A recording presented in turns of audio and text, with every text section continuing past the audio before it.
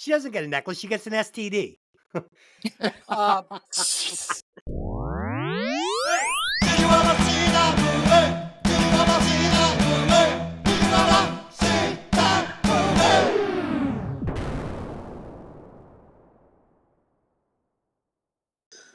3, 2, 1, and showtime! Welcome to Hey, did you ever see that movie? I'm your host, Des, aka. That's just But Des. this is the wrong podcast. As always, I'm joined by my lovely co-host, Lynn. And joining us again. Oh, did you want to say something? Wow. This Think turned out strong. I think Good. she said it. Go ahead, shoot. You got something? Yeah. Oh, Jesus Christ. Where the fuck is my fucking coat? Thank How you. clever. And joining us again, the podcaster with 1,000 potions, Mickey. There was more than one lobster present at the birth of Jesus. Oh, shit. And last but not least, the podcaster packing 9 millimeters of peach, Tony 2.0. Did you ever have this kind of problem? Of course you did, you silly minx. I Oh, fucking man. lost That my was it, shit. saucy. It was It was saucy. saucy little You man. sussy minx. Today we will be discussing the 2003 rom-com. But is it a rom-com? It's got some like Heavy. drama, family stories, and it's got a little of like maybe what's that movie? American Pie. Like it's got No. everything. Is it American Pie? Yeah, No, like the just kid with 'cause the what's her name sunglasses. was in it. I'm gonna go to American. It was. I think it was called American Beauty. No, American Pie. It's got like the kids got. I'm gonna go to America and shag a bunch of girls. I got a British accent. Only in He American did. Pie, he goes to. Okay. This week we'll Okay. be discussing the 2003 rom-com Love Actually, written and directed by Richard Curtis, starring Hugh Grant, Liam Neeson, Alan Rickman, and Emma Thompson, among many more. We get a little Billy Bob Thornton in there. We get a lot of actors in here, not doing a lot. As always, this podcast will contain spoilers, so if you haven't seen the movie, go watch it. Then come back and listen to the podcast. Okay, we have got a new segment, and I would like to apologize ahead of time because Dylan came up with it. Dylan, go ahead and take it away. All right. So we're going to do something I'm calling the lightning round. And what it is I'm going to call your name. I'm going to name an actor that's in the movie. And you have 10 seconds to give me 3 other movies that the actor's been in. What do you guys think? Do you need more than 10 seconds? Most likely. All right, we're not going to use an actual timer, so let's just do I'm it. using a timer. Oh, you fucking would. Timer. I get it. Okay. I got a timer, kid. All right, let's do Tony 2.0 first. Okay. Tony 2.0, Hugh Grant, 3 movies that he's been in other than this one, and go. God. I always get him confused with Hugh Jackman, so I'm probably screwed. There's They're 10 both named seconds. Hugh. The only 2 guys named Hugh I know. Hugh Grant is in. Yeah. He's Not Googling having it. it. I'm Yeah, not. it's already over. It's 15 seconds in, dude. I'm in pain here. Well, we had Notting Hill. We talked about trying to- Notting Hill for 5 minutes before the show Shit. started. See, there you go. This is what happens when you get me at the end of a work day. Okay. Oh, God. He was my also mind- recently in the Dungeons and Dragons movie. So there was that Music too. and lyrics. 9.5 weeks. Okay. Thanks. Everybody's better at this game than me. I figured Well, it out. it's hard when you're on the hot seat. So now That's it's right. Mickey's turn. All All right. right, Mickey. Mickey, Get up Yeah. on that hot Keira seat. Knightley. Oh, Oh, shit. Pirates of the Caribbean. Mm-hmm. Nice. Dun, dun, dun, dun, dun, I don't know dun, anything else dun, because I dun, don't like dun, dun, annoys dun. me. Past 10. Dun, dun, Well, you know, dun, dun, dun. actually, I set the bar pretty low because you could have been like Pirates of the Caribbean 1, Pirates of the Caribbean 2, Pirates of the Caribbean 3. Okay, If it said Des. Alan Rickman or Laura Linney, I would have been okay. Next time. Honey, you ready? Yes. 3 movies. Liam Neeson. Go. Star Wars, the train movie, and That doesn't count. and submarine movie. Submarine movie. I want to go to the submarine races. The submarine movie, the train movie. I'm not quite sure if that counts. I gotta. You forgot the Taken. most important piece Taken. of cinematographic. Right, the most important piece Taken. of cinematographic work he's ever done. Because I will find you and I will I will kill kill you. you. That's Yeah, right. How could you forget Taken? Well, I think that Well, that was fun. and then you could have said Taken 1, Taken 2, Taken 3. Okay, and Delyn, I will give you the last one. Okay. One Mr. Oh, it's not Alan Rickman. Don't get excited. Emma Thompson. I have no idea that anything else she was in. Harry Potter. Or Yeah, Sir Emma Alan Thompson was. Rickman. Oh yeah, she was. She was the professor that was Trelawney. Yes. But that's all I got. Sorry. Interesting. Okay. And now it's time for Des's 4 and 1 fun fake fact, where it's up to my 3 co-hosts to decide which fact is total bullshit. Fact number 1. The actor who played Colin Frizzle wasn't paid for the scene where he gets seduced by 3 American girls. He enjoyed it so much, he returned the check. Number 2. The film's actors had their own trailer park village during production. Number 3, Andrew Lincoln opted to handwrite those romantic signs, even though he was given signs to use by the prop department. Number 4, Olivia Olsen's performance of All I Want for Christmas Is You was so good, which was problematic. So they cut in breaths and roughed it up in editing so it would sound live. Number 5, Julia Lewis was Richard Curtis's first choice for the part of Natalie because he loved her chemistry with Hugh Grant in Notting Hill, but she was contracted to do the movie I Love Trouble with Nick Nolte that very same year. Excuse Julia me. Roberts? I was going to say, who's Julia Lewis? Yeah, Julia Roberts. That's what I said. Yeah. Okay. Okay, so it was Julia Roberts. Fix that. No, if you refer to the script, it says Julia Roberts. It does Okay. now because you're fixing it. I'm watching you do it. Okay. Tony, which of these facts is bullshit? Number 1, he took the money and he ran. Okay. And Mickey, which one do you think is bullshit? I think 1 is bullshit too. And Dylan, which one do you think is bullshit? I agree. Number 1 is bullshit. Number 1 is real. He gave the check back. He enjoyed the scene so much. Little perv. The fake one is actually Julia Roberts. Was never cast and never even considered. And the movie I Love Trouble wasn't even released in the same year. Not even close. I was so thrown off by the first one, I totally didn't even think about the other ones. She does Have that you when guys- I talk to her too. She'll just zone me out after the first 10 or 15 words, and I don't even get my point across. Have you guys seen I Love Trouble? A long time ago, yes. I enjoyed it. Good movie. It's kind of like a little macaroni and cheese movie for me. Is that a category now? Macaroni and cheese movies? Yes, movies that make you feel good on a cold day. I thought it was a comfort food thing. Got it. Well, it is comfort movie, macaroni and Okay. cheese movie. I With like a it. budget of $40 million and a box office gross of $246 million, this movie was considered a major success. The synopsis is as follows. 9 intertwined stories examine the complexities of the one emotion that connects us all, love. Among the characters explored are David, the handsome newly elected British Prime Minister who falls for a young junior staffer. Sarah, a graphic designer whose devotion to her mentally ill brother complicates her love life. And Harry, a married man tempted by his attractive new secretary. How boring. Now let's do some opening thoughts. Tony, have you ever seen this movie before? I have many moons ago. Okay. And what'd you think? I mean, without getting into it, was it everything you remembered? It's so sweet. I got a cavity. It's not my cup of tea. Okay. As my wife likes to say, I have a heart. Unfortunately, this movie stomped on it because it's too much. It's gotta, I love the fact that Curtis tries to make it a lot of things, but he needed more time to build stuff.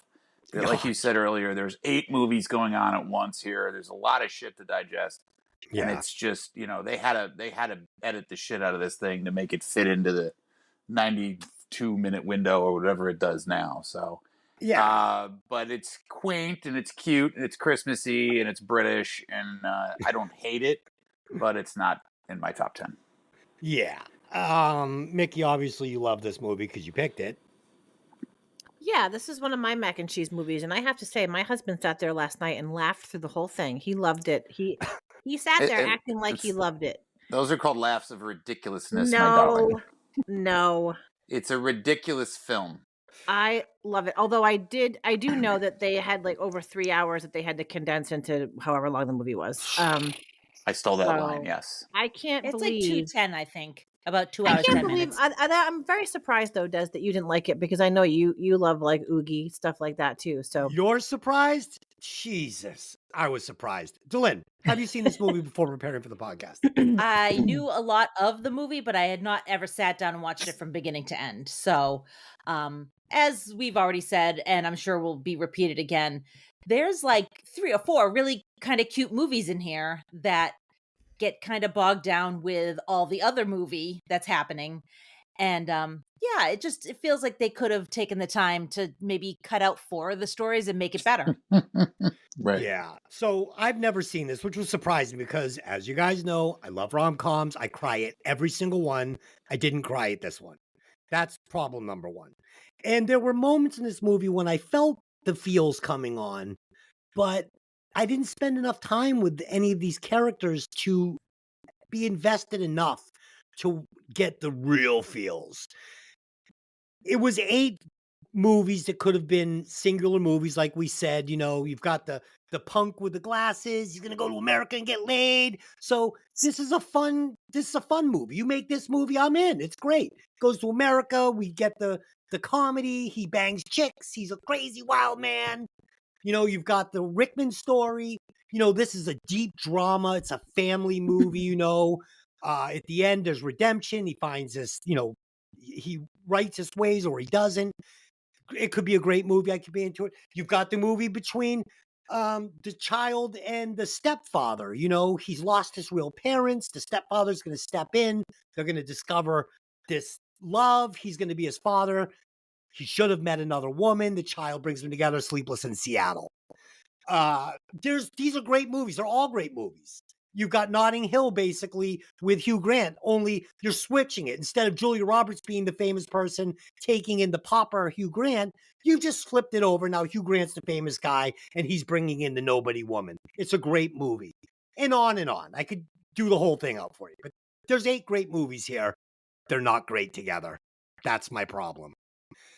Let me break it down for you.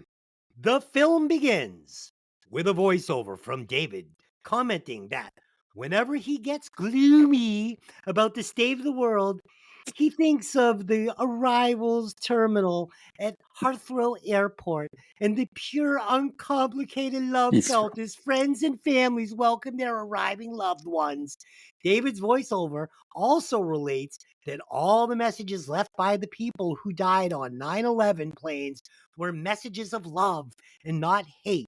The film then tells the love stories of many people. it's true. It is, but it's like it's like when they put fucking the scene from the fucking the bow of the fucking Titanic. It's like you're trying to make me cry by bringing me back to this movie that makes me sad when I think about it because you're not offering anything up in this movie.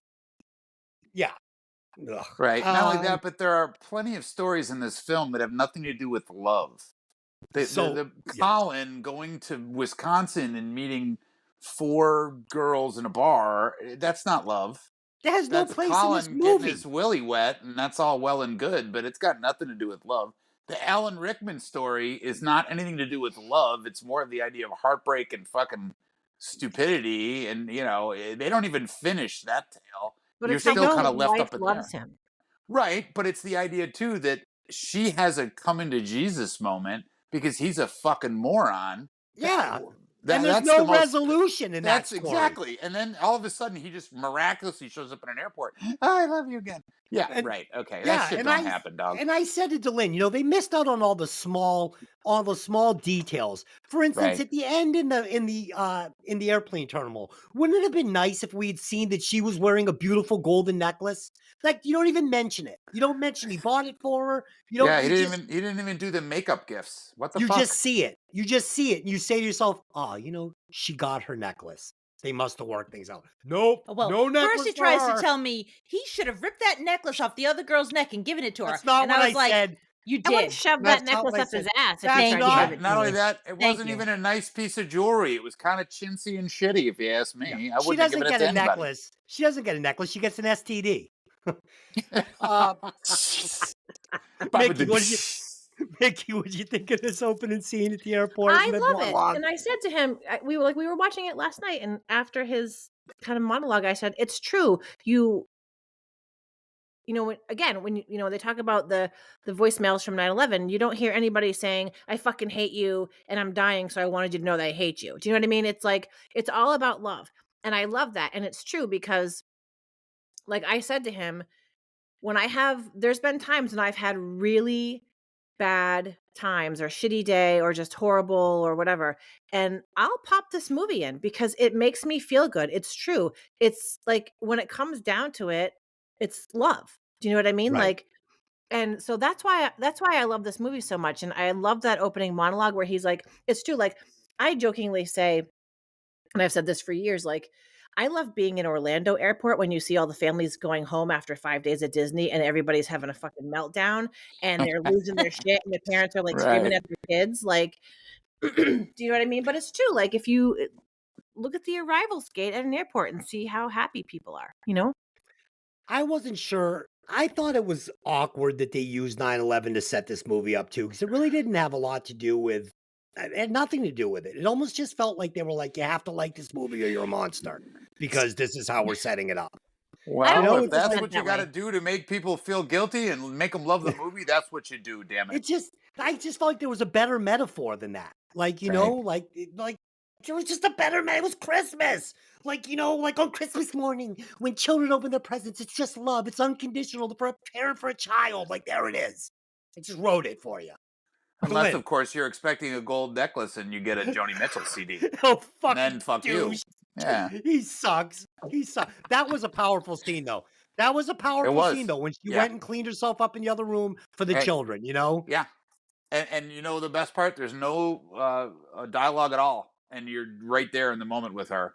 But And then but she that can't leave movie, the room without straightening the comforter on the bed. Like, I got to do something, but that occupy movie my is mind. like Kramer versus Kramer. I mean, it's a great movie, but it doesn't belong in this movie. It's Right. It's got nothing to do with what we're talking about here. Yeah, like give me an hour and 45 minutes of that. Give me Yeah. 5 more characters and make me give a shit about these people. There It's you a go. movie. Even I the think it's Andrew all- Lincoln, even the Andrew Lincoln segment. What the fuck are we doing there? He's Dude. crazy in love for this girl. He's an asshole to her because he doesn't want to reveal his feelings. And then when he does, it's in such a fucking weird and awkward fucking way. You're gonna show up at your What the buddy's fuck house. is going on? You're gonna show up at He's your a buddy's house. zero. He's telling her, "I'm crazy about you, and there's nothing I can do about it, and I'm gonna leave." He's gonna show Ta-da. up at his buddy's house who he was at Yeah. with Well, the guy's signs. upstairs. The first sign's I like, want I'm to a shag your complete wife. I'm a complete psychopath. Just pretend like I'm carolers. And he Exactly, fucking yeah. hits the killer. And then she makes out with him and then goes back into her husband. What Yeah, a piece like of shit. nothing's ever going on here. She Hello. gave him one kiss to say, "Thank you, I understand now. Thank you for," you know what I mean? Like, She took him to the backseat So of his what car does he just do? to He say goes thank home you. and draws a hot bath and gets the razor blades out and all no, he himself says, because "Enough his now." unrequited Like, love is completely wasted. Tony, be So- quiet. He says, "Enough now. Enough." Like, he's got it out of his system. He told her how he felt. Now Are she we knows supposed he to doesn't. just infer all this information? Okay, so Mickey, here's how this one should have gone. Okay, this is how this story should have gone. If you're gonna give me this stupid story, here's how it goes. So he shoots the wedding, right? Her friend, the one that secretly loves her, shoots the wedding. She comes looking for the tape. He says, I don't have it. He's hiding the tape because he knows on that tape there is he caught the husband kissing one of the bridesmaids and he's a scumbag. So he says, I hid this tape from you because I didn't want you to see this. She sees it. This husband is revealed to be a bad guy. Now she can fall in love with this guy because he's the good guy. There's your story. It works. Oh, No, instead he's just some creep that shows up at his friend's house and kisses his wife on Christmas Eve after fucking telling her that he's always wanted to be with her. She's like, I love you too. How about a quick handy in the car and then we'll go our That's separate what she ways. says at That's all. what she says. Okay. And Yes, he Dylan, says, "It's enough now." obviously he's ad-libbing parts of the story, but what he's saying is it's because there's blanks that need to be filled in. What he's This- saying this- is, here's how I feel about you. I know I can never do anything about it because you love my friend and I love my friend and I would never do that to my friend. I need you to know how I feel. And now I'm done. And now I'm going to go live my life and try to meet somebody else. He says, enough now. So let me screw up your relationship quickly before I exit with a lie and a kiss. Lie to your husband and kiss me, and then I'll go back inside and say it was a caroler. So Lynn, if some guy that likes you shows up at the door and says, "Tell Des it's a caroler," and you make out with him at the bottom of the stairs, it's a problem. Just so you know. Okay. Have boundaries, and these you have to respect. Here's my question, Mick. If you go with that theory of the whole I've exorcised the demons, whatever the fuck, do you continue to the idea of are they still friends? Because he's not going to walk off the face of the earth. He's Yeah, not they going all to went to the vanish. airport together. Okay, Yeah, I well, got but the impression my they point weren't. is that somehow he's miraculously turned his heart to fucking stone because he was madly in love with this girl, and now that he's done this bullshit with the cue cards thing, it's all better. Everything's fine. I'll just forget all the time and effort I put into this. It seems very odd. Is all I I'm don't think saying. I don't think that's what he was trying to do either. These make Okay, the best well, podcast. you don't know what Music he's trying to too. do because it's all an inference. There's no fucking fact to it because Nothing. he just kind of Because- left it up in the air. Because you can't write 8 cohesive stories in an hour and 45 minutes. You can't do Sure. it. Sure. But they missed it. But they missed that opportunity because they made a point of her coming for the tape and him being like, "Well, I don't know if I have it." He had the tape. He should have been hiding something. The other guy should have been villainized, and they should have fallen in love. He did have the tape. He didn't want her to see that all he filmed was her. Right. Psycho. Psycho. Stalker. Stalker. Heard her like alien teeth. Okay. Dylan, No, what'd do you your think do of your this- impression when she speaks too. If you're gonna give her the alien teeth, give her the impression. I'm sorry, my name's Kara Knightley. Oh God, she's so ugly. I'll tell you. I thought that the character opposite Hugh Grant, what's her name? Natalie. I thought Natalie, Natalie right. was this She was beautiful, adorable. beautiful girl next door, Yeah, and they very cute. fat shamed her through the whole movie. They're fat shaming this beautiful woman through the whole movie. And there was Apparently, lot it's of fat a shaming. British thing. They're just jealous because she has good teeth. Yeah, and then the pop star was fat shaming his buddy. Here's me and my fat house friend. Oh, we didn't even get into Bill Nye yet. Yeah, Oh, don't God. even. Yeah, when you touch Bill Nye, the guy can do no wrong. He's the glue that holds the whole fucking thing together on the comedy aspect. Oh, Because there's boy. no comedy in any of these other scenes, these other vignettes, if you will. Bill Yes. Nye is the only reason this qualifies as a comedy whatsoever. Because there's no filter on him, man. He just says whatever pops in his head. Okay, so let's break this down. We're going to do it in little vignettes. We're going to start off with Billy Mack and Joe. With the help of his longtime manager, Joe, aging rock and roll legend Billy Mack records a Christmas variation of the Trogs' classic hit, Love Is All Around.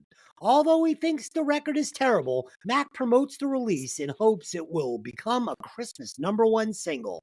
The song does go to #1, and briefly celebrating his victory at a party hosted by Sir Elton John, Billy recognizes that Joe is the love of his life and suggests that he and Joe celebrate Christmas by getting drunk and watching porn. All right. Dude. So I've seen a movie like this that was much better with Hugh Grant and one Drew Barrymore. This is subpar, okay? This isn't good. I don't like this story. I didn't like watching him sing the song 900 times. He didn't feel like a pop star. The whole thing was weird. He's shaming this man, and then he's like, "I love you, but you're fat, but I love you." Oh God, it was. I think the key to his character is just not take him seriously because he's not Yeah. serious about anything. but it and- didn't and belong it's- in the movie. Oh no, he totally didn't. I think it's just a big deal because it's the Christmas song, excuse me, and he's so not a Christmas song, so he should win. You know what I mean? I love the Right. fact that he makes fun of boy bands. I like the fact that he's a contrarian in his nature, and he's like that '80s rock star that just won't die, and he Oh, has no it's shame, and he has no filter. It's there's a a parody great of himself, really. Yeah, but there's a great movie here. There is a great movie here, but not in the 22 minutes they give me in this movie. It doesn't make any sense. It doesn't make any sense in yeah, in it doesn't particular really movie. fit. Like I want to put a movie in about some washed up fucking pop star that wants to do a naked show on New Year's Eve. I don't even know. What does it have to do with Hugh Grant falling in love with this mousy woman? Oh Not a God, thing. They all live nothing. in the same town. That's about it. Mickey, tell us why we love this scene. Tell us why we love Because this it's story. fun. He's funny. It's a total parody of like any aging rocker that's trying to stay relevant. And the only reason he's doing this song is because he needs money and he wants to stay relevant and he knows he's not relevant anymore. And so like the spoof of the Addicted to Love video. I mean, come on. He's got all the chicks in the, licking their lips and half Don't go naked making playing fun of instruments. Robert Palmer. He was a true artist. Come on. And I'm not making fun of Robert Palmer. And I'm being facetious, darling. so I don't know. I just love it. He's No. funny. He's fun. I love him. I love when he goes on the thing and he draws. We all have tiny pricks on the boy band poster. Like he's funny. It doesn't. I don't think It's they're trying to. I don't think it's not supposed to like make sense, and he's not supposed to like redeem himself somehow. He's just a fucking old rocker that wants to stay relevant. It's perfect. It's great. But I don't understand it in this movie. It should have been called like One Last Spin. And it's like this hour and 45-minute movie about this pop star that's got one more shot and he's going But to it's try. not enough to make a whole movie of. Oh, it is though. It is. You Well, got the yeah. Backstreet Boys. You're bringing them in. It's this whole Backstreet story. Boys. Yeah, Blue. you get this whole Blue. story. It is. What's the movie with Drew Barrymore and Hugh Grant? Music and lyrics. Music and lyrics. There it is. Pop goes my heart. Pop Goes My Heart. There's another one with the I've guy been who played sleeping Dwight with the in The top Office. of He's a my washed bed. up drummer that starts playing rock and roll with his kid. I love metal that band. movie. So that's what I'm saying. This is one of those movies. There's a movie there. When you're trying to mirror this with Hugh Grant's story, like I'm like, oh, this is sweet. I'm falling in love with Hugh Grant and this girl falling in love. Right, I want them to yeah. be together so bad. Then all of a sudden it's like, wait, but look over here, my pee-pee on TV. And then they're like, and look over here, I'm in a window making love with 4 supermodels. Okay, let's go back to Hugh Grant and this cute little love story Right. over He's here. just saying that it's very disjointed in the way in which they try to relate these two together. Oh, you know what I mean? all of it. Oh, I mean, okay. even the Liam Neeson thing works better because it's a relationship with him and his kid because of the loss of the mom. You know what I mean? And they sped it up so that it makes more sense. But it's the kind of thing where you understand that. Yeah, but Tony. The other little stories are just like left field with a hockey stick kind of shit. You're like, what are you trying to do here? So Tony, let's say we put those two stories together: Liam Neeson's story and the Alan Rickman story, right? So they're both stories of families that are breaking down for certain reasons and then trying to come back together. These stories belong together in a movie. You could have Liam Neeson saying to this guy, you're lucky you have it all. Your wife is alive. These are your children, and you're squandering it over this lady.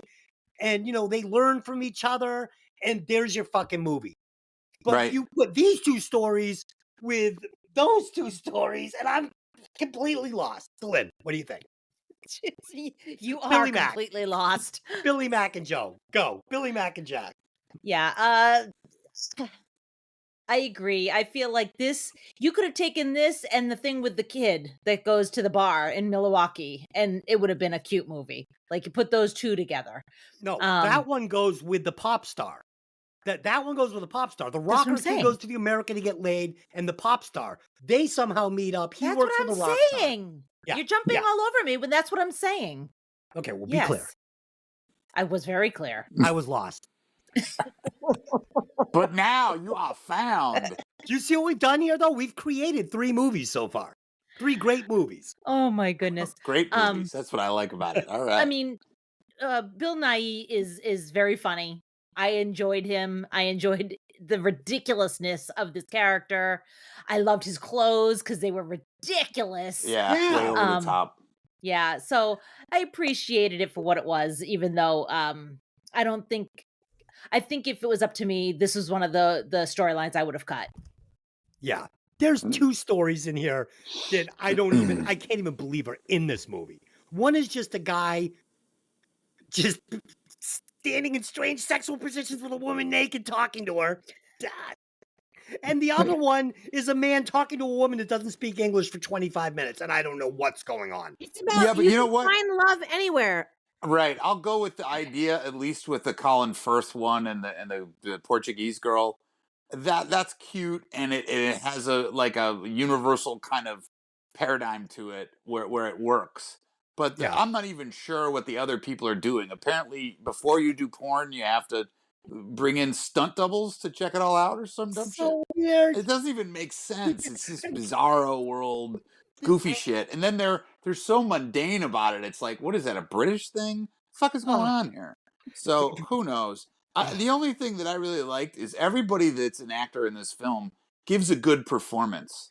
You know, Billy Bob Thornton is not the world's greatest actor, but he gives a performance as this slimy American president. And you just want to go, that guy nailed that role. He gets a little 5-minute window and he's a douche from start to finish. And I'm like, what a perfect US president.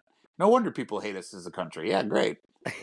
But honestly, they made Americans really shitty in this movie. Oh yeah, we're the fucking heel of the world. Either that or we're all sleaze bags. Because do you mind if we sleep in the nude? Really? Yeah, I'm gonna have a real problem with that. Yes, and all American women are mindless fuckbots. Apparently, yeah. God, we have the best looking women in the entire planet, according to Mr. Collin. These are my two best friends. I hope you don't mind. They're wicked easy and slutty, and they'll probably just fuck you right now. Just because. Yeah, we're just. You have an accent. Oh my God, you're so hot. Can I sit on your face? Okay. Oh shit. Okay. Wow. Moving right along.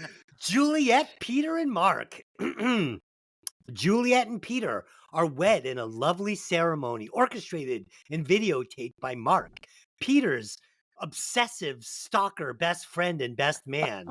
Best friend and best man. Best friend. Let's underline that. Best friend and best man on Christmas Eve. The video Mark records reveals that he is secretly stalking Juliet, which he realizes when she brings into his studio and watches it. Juliet, though he didn't like her because he never talked to her, avoided her and generally be distant and uncomfortable towards her. He blurts out that he acts that way because of self-preservation, and she finally realizes that he's always been head over heels for her, but he kept it to himself out of respect for her and Pete's relationship. Mark takes a moment to truly confess his love for Juliet with some stupid poster boards and makes Juliet acknowledge him by giving him a French kiss.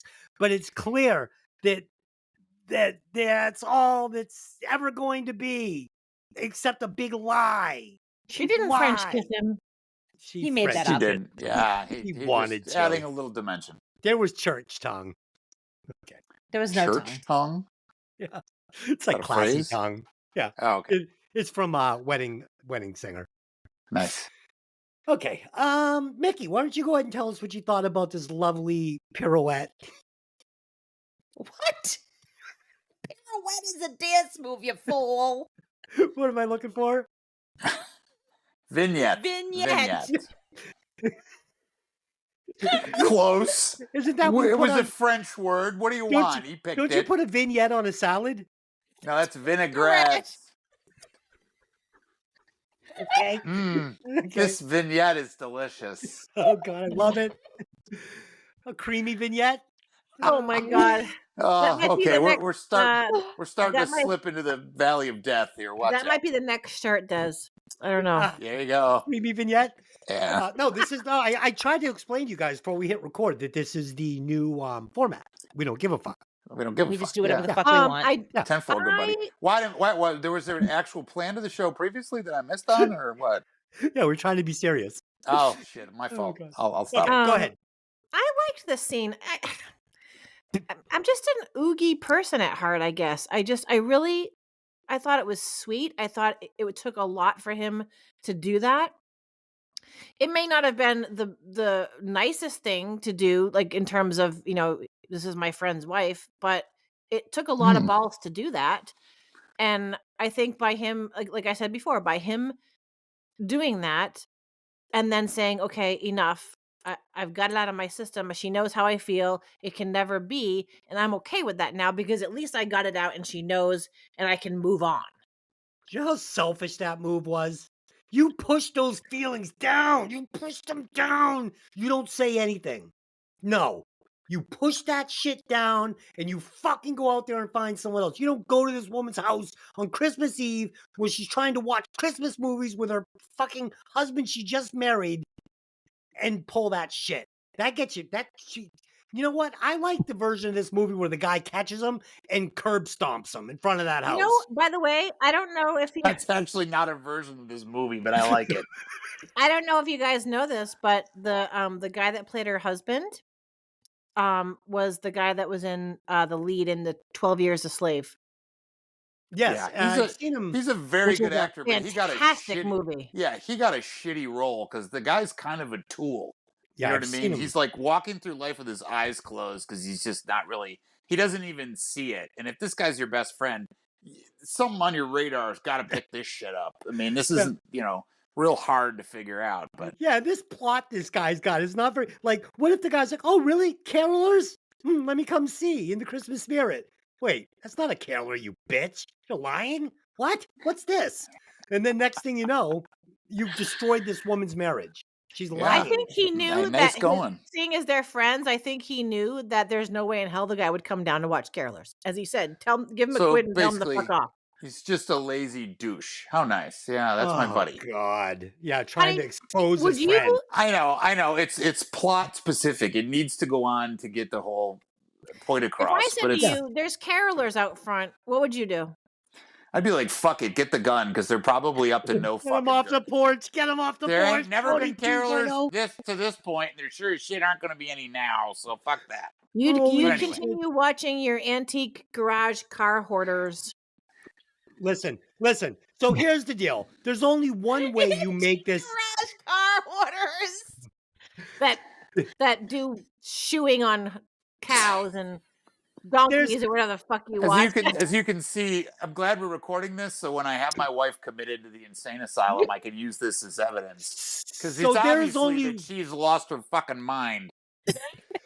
there's Moving only right one way along. you're going to vindicate Mark in this pirouette for me. Okay? Again with the pirouette. There's only one way in this tripod that you're gonna vindicate Mark for me. Okay? If Mark is gonna pull this bullshit, he better have a reason to be there. And that is to show her that, like, listen, you need to come outside and see this. I have video of Peter fucking making out with your bridesmaids. This guy's a scumbag. Will you let it go? Well, because that's the only way. I like Yeah. the concept because it Yeah, works. Because The besides the difference is that this isn't a happy movie. yeah, Mark is a These homewrecker. scenes, these scenes need to be done as like I guess open ended kind of stuff. Like Yeah. Mikki came up with a totally different conclusion than I did about this part. Like he's done this and he's done that and he's good now and it's all bad. I'm like, that's all inferred. I didn't selfish, see any evidence too. of that. And it's all 'cause selfish. He's only worried about himself and what his feelings are. You know? not how his actions might affect this marriage, this young marriage.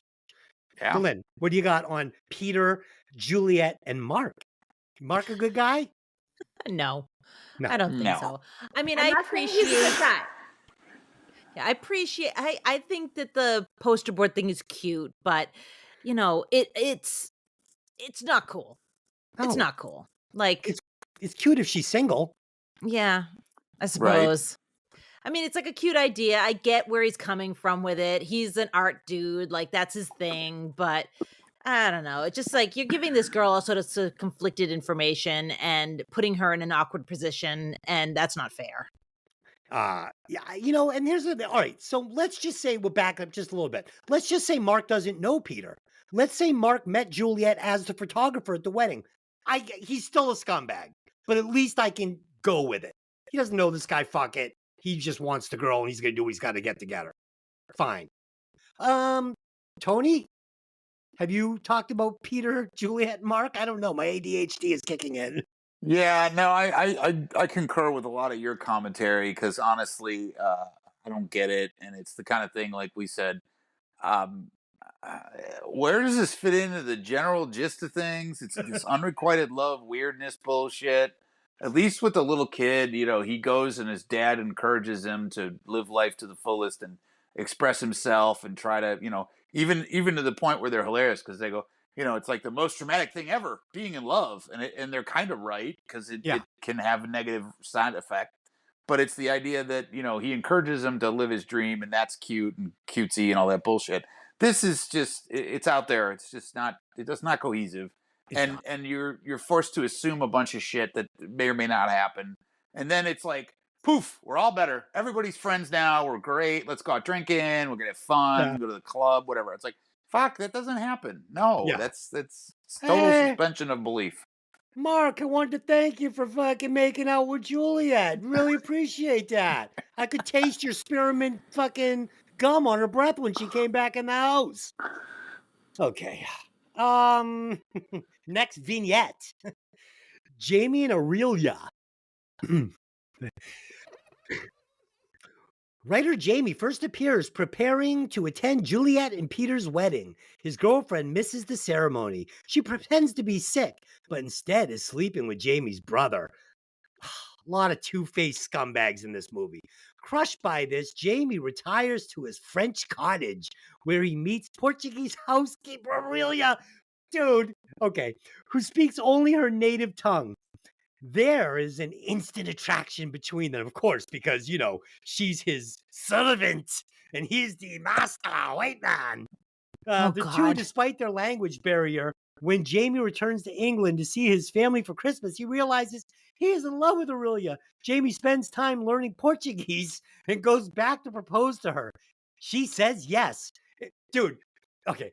And is revealed that she has been learning Dude. English to Okay. communicate with Jamie. So, dude, this fucking scene, I was like literally just screaming bullshit in the living room. So the whole town, it's like the Pied Piper.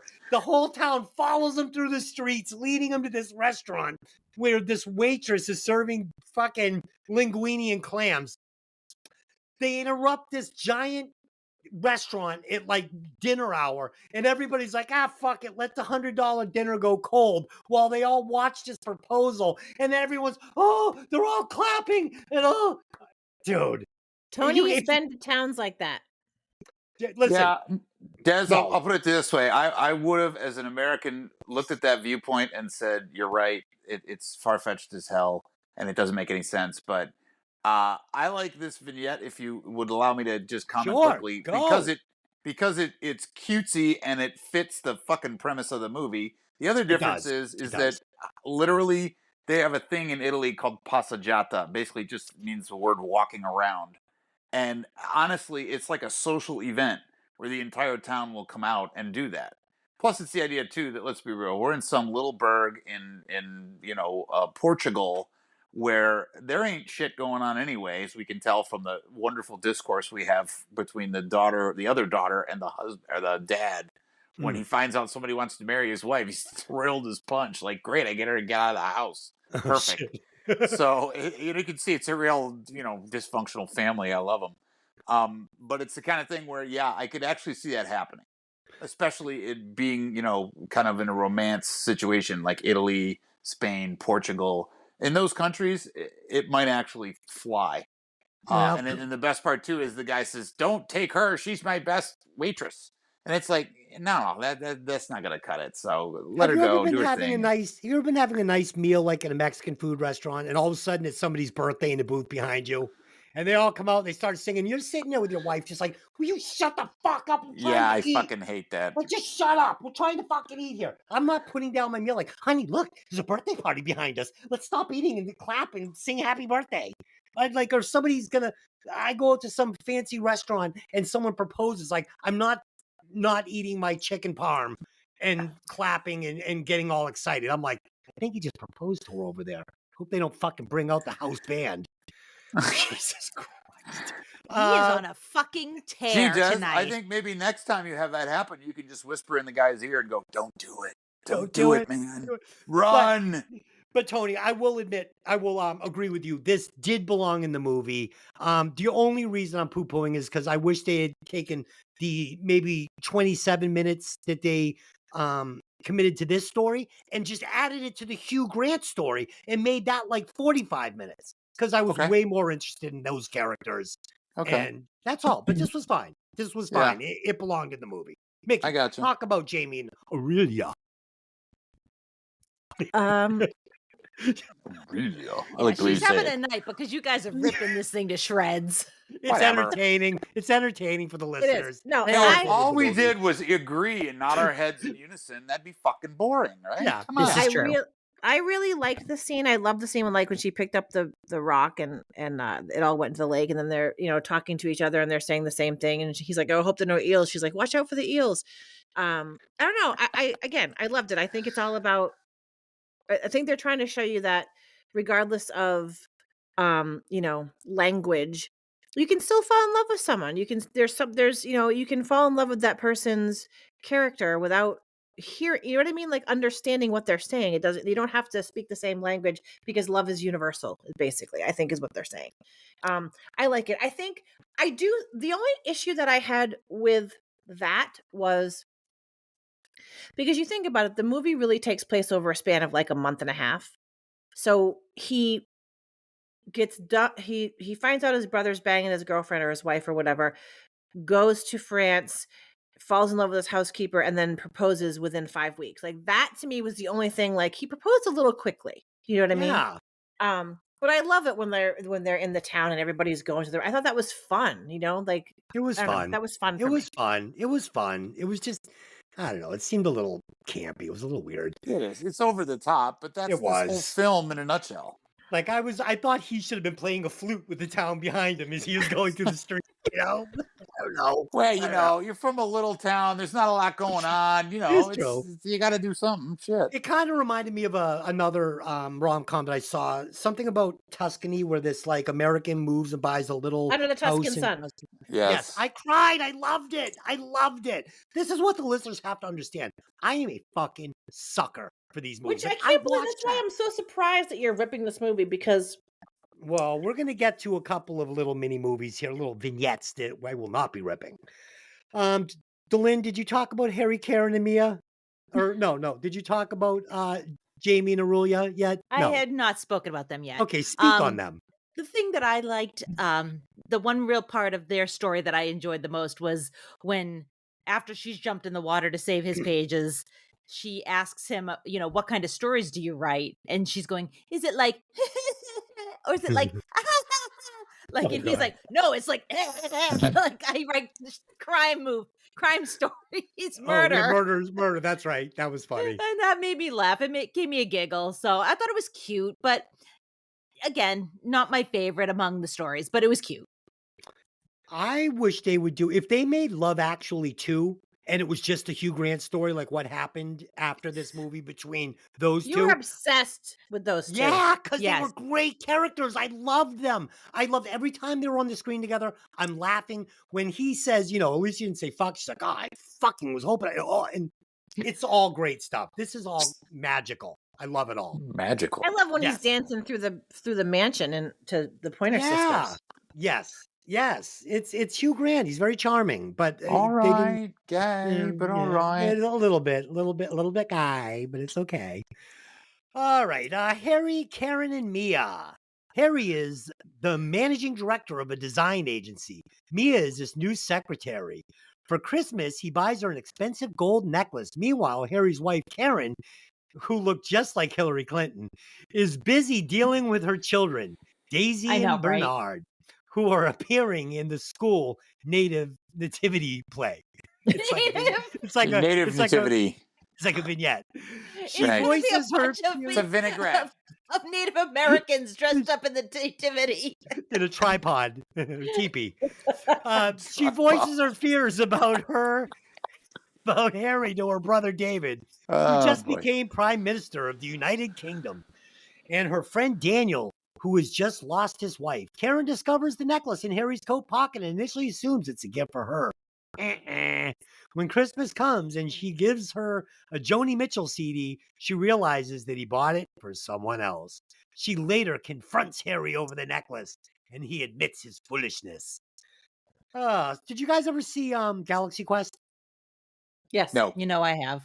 Okay, so Alan Rickman plays this character that's on like a Star Trek, and he just thinks he's like a classically trained actor, and he just hates the part he's been playing for like 20 seasons, and this is the part he's known for, and he hates. He's like, I could have played Hamlet. This is the part he was talking about. Like, this is good acting. I mean, Alan Rickman's a fucking good actor, and this Right. is a very powerful vignette, and I'm going to use it in Breaking Vinyl. I don't know how I'm going to use it, but I'm going to You'll use figure it. it out. Yeah. Oh shit! This album is a little vignette. Yeah. No. Very, very, very powerful little mini movie here. Just seemed out of place. Tony, what do you think of Karen, and Mia? Harry Carey and Mia, got it. Check. I thought it was great because of the idea that he's how do we say this? He's the boss. He's the head guy, but he's so ignoramus when it comes to Mia and her overly flirtatiousness and her, she's throwing herself at him, and he's like, "What?" And it's like, dude, come on. Even the blind man knows when the sun is shining. Get your shit together. And then the best part is he doesn't know how to take it, right? Because let's be real, you're a guy. You're either receptive or you're not. And if you're not, you're gonna kind of make a stink and say, "Hey, stop being a dipshit. I'm married. I'm happily married. I have no interest. Go away. Go find yourself a guy who's better for you than me." But he's like wishy-washy, right? He doesn't know which way Right. to turn, and then he plays like he's ignorant, and then he kind of decides he's going to bully up and do this thing, and then we get a little snippet of my man Rowan Atkinson, who was great because he played Blackadder and he played Mr. or what the hell is his name there, but Mr. Bean. yeah, Mr. Bean, thank you. And I love that scene, but it's the kind of thing where it's almost like a little bit of slapsticky, and it's entertaining, and everyone is great. I mean, we talked about Emma Thompson; she's awesome. And I don't think she looks like Hillary Clinton because I think Emma Thompson's actually attractive and Hillary Clinton's his hag. But anyway, yeah. So anyway, Okay. Me too. she's the evil in the world, but that's not Yes, the point. she is. Yes, she is. Yes. Go, But preach. long and the short, I really enjoyed it. I thought it was probably one of the better parts of the whole film. Tony, I have to agree with what you said here, but here's the problem with this, okay? They didn't, like you said, they didn't spend the time to give us any character building. I don't know why Right. this beautiful secretary is hung up on this guy. What is he bringing to the table? Like, she's beautiful. She could get that gold necklace from anybody. Why does she like old men? Does she have daddy issues? Did he have sex with her? Why didn't he just say to his wife, "I was flattered. This young, beautiful girl was showing interest in me and I was flattered. Nothing else happened. I bought her the Christmas gift. I'm her boss. It was kind of just like a Christmas bonus thing. Why didn't he buy his fucking wife the same necklace and put it in his pocket? And then that night when she confronted him, he could have been like, "Well, you spoiled the surprise. Here it is." There it is. So, yeah, well, and sadly, it's just because Alan Rickman in this vignette, as you so wonderfully praise it, new word. he's not thinking. His head's in his ass. He's a It's all dumb kind of guy. he is. Yeah. He's not. He's indecisive. He's not on it. And rather than the whole kind of concept, that's the fucking gift you get for your wife. Right. It's Christmas. Terrible. Even It's if he terrible. bought her 5 other things, you whatever. The setup was bad, and it looks like a was. lot of the things you just talked about wound up on the cutting room floor. Yeah, because there's they had no to sandwich resolve. all this story into 2 hours, and There's they no just not resolve. enough. Right. Did they talk it out? Did he have sex with her? Didn't he have sex with her? I mean, do we hate this guy? Is he a bad guy? Is he just a guy that got a little hung up in the moment of a girl being attracted to him? None of it is explained. Why does she take him back? She actually says to him, "What would you do if you found out?" And he doesn't It's a really great even moment. It's a answer. great moment. It Yeah. is, but there's Yeah. no, I'm stupid. No, I'm going to need a little bit more than that from you, motherfucker. Yeah, you You turned into know? Arnold Schwarzenegger there for a Yeah. second. It was great. Yeah, if I I'm was a her, dummy. that's I'm sorry. yeah, I that's didn't mean not it. that's not gonna. Yeah. Oh, okay. Well, let's just go spend Christmas with our friends then. Good enough. You're a dum dum. Okay, let's go. No, That's not going to get it done here. Right. Oh, Yeah, you got to God. give me more. You got to give me more. Come on. Yeah, like I didn't fuck her. I swear to God, it was nothing. I'm like her uncle. Oh, you could do the Bill Clinton then. It'd be perfect for Hillary. Oh I did shit! not have sex with that That woman. woman, he did. Yeah. Uh, Well, reportedly. Dylan, what did you think of Harry, Karen, and Mia? Okay, so there's a funny meme that goes around this time of year that says if you watch Die Hard after watching Love Actually, you get to watch Alan Rickman be punished for the way he treated Emma Thompson, Oh shit! There you go.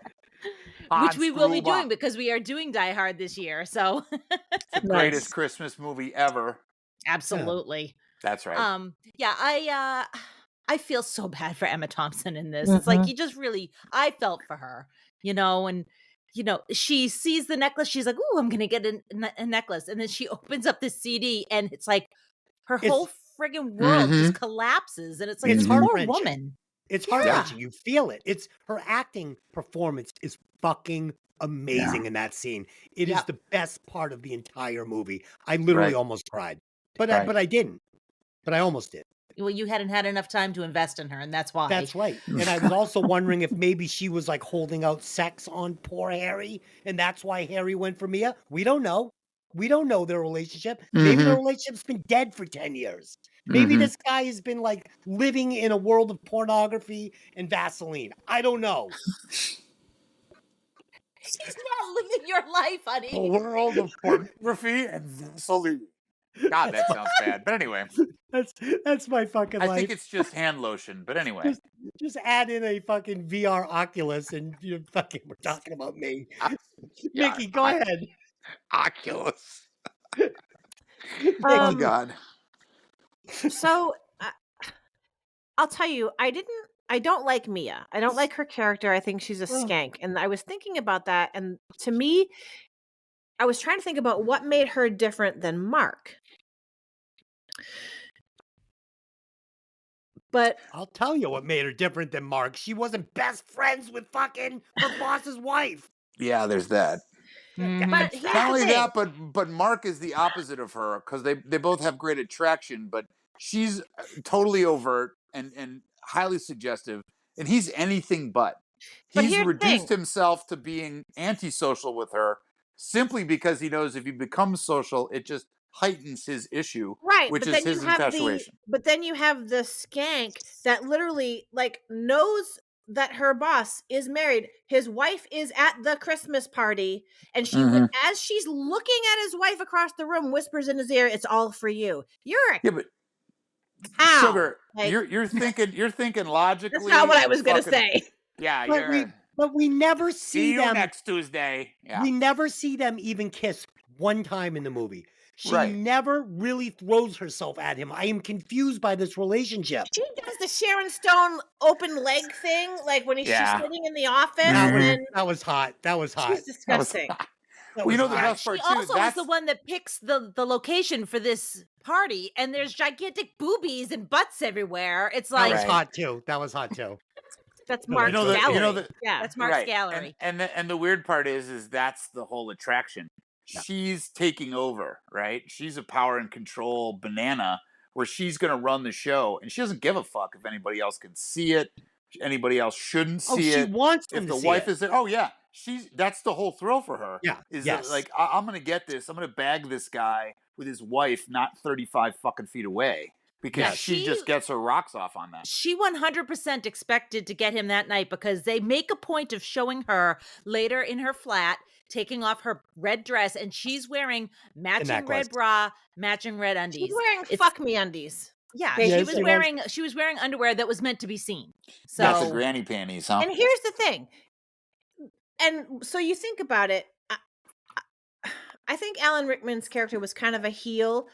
Because when you think about it's totally a heel. You know, however long they've been married, and she admitted she dresses frumpy and she's whatever, you know what I mean? And she's I forget the comment she made, but basically saying she dresses like a slouch and all her stuff is baggy and loose and blah. So I'm sure, he's thinking, oh, this sexy young little thing is attracted to me. Ooh, you know what I mean? I don't know. I don't think that he would ever go further than I'm going to get you a necklace, but you don't know. Yes. Now that I think I can tell you from a man's perspective, if you're going to shell out 240 pounds, whatever the hell it was, he's He's thinking about it. take the fucking fish hook and pull it out of his mouth. I This feel like asshole is done for. I feel like You the know what I way mean? this character was written, though, they led me to believe that he was not going to physically have a relationship with her. He like Tony said, it almost felt a little bit like comedy. Like he seemed so bumbling and just kind of like he just wasn't capable of doing it.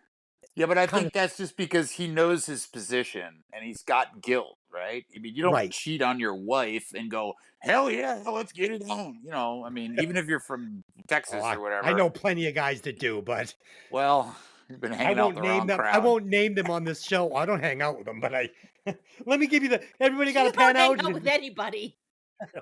I hang out with my cat and my Oculus. La la la, because we know what comes next: Oh porn shit. and The Vaseline. fucking Vaseline. Oh god. Ay, Okay. ay, Yeah. ay, ay. Hand cream. Oh Okay. Let's Move it move. along. Oh, okay. And Mickey, you've said your said. Everybody said their said. Yes. Okay. Vignette. Next vignette. Ooh, sounds so French. David and Natalie. So this is where the movie blossoms in my heart, and butterflies and rainbows and unicorns are flying everywhere. And this is a 5 rewatch vignette for me. Okay. Okay. And you know what's amazing? They somehow make a mini movie here. It's got a beginning, it's got a middle, it's got an end. It all works, and they do it all in about 28 minutes. And it just Less. shows you Mhm. it shows you how strong this could have been. Oh my god. This could have been a fucking badass rom-com that would have probably been in my top 5 rom-coms all time.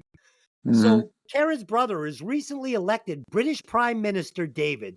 So this is the problem here. I wish it wasn't British Prime Minister because he doesn't. I just don't see Hugh Grant as the Prime Minister of Britain. No. He should have been the pop star, but like an active pop star. Like he should have been making the Christmas song out of his hit that was a present #1 hit. He's a heartthrob. She's there doing like, wardrobe, or maybe she's the woman that does his PR or something. And that would work better for me if that was the story. Right. But whatever, it's fine. But so Prime Minister David, Natalie's new junior member of the household staff at 10 Downing Street, and regularly serves his tea and biscuits. Something seems to click between them. David walks in to find the US president attempting to seduce Natalie, which inspires him to take a stand against the bullying president's policies.